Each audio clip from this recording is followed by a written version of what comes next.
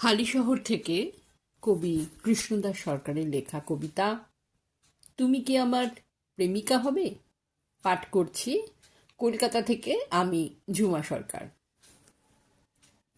কবিতা তুমি কি আমার প্রেমিকা হবে?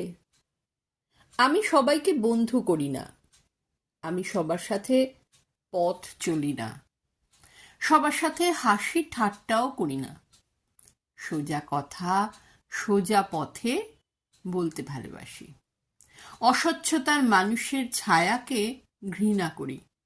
তাই তো চেষ্টা করেছি জীবনটা গড়তে স্বচ্ছতার আধারে।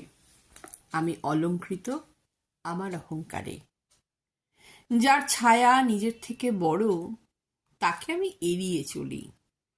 প্রয়োজনের নয় ভালোবাসি, প্রিয়জনের বাতায়নে গেথে তুলে রাখি প্রিয়ার কণ্ঠমালা।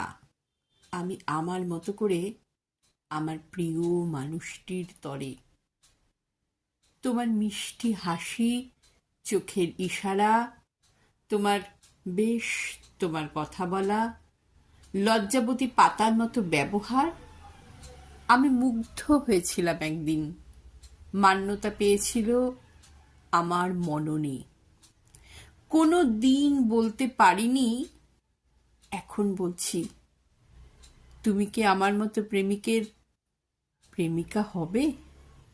ভালোবাসার ঢেউ সাগরের সাজিয়ে রাখবে তোমার প্রেম, সহানুভূতি, সহমর্মিতা, মানবিকতা, শব্দ চয়নের প্রেমের বুননে। নমস্কার।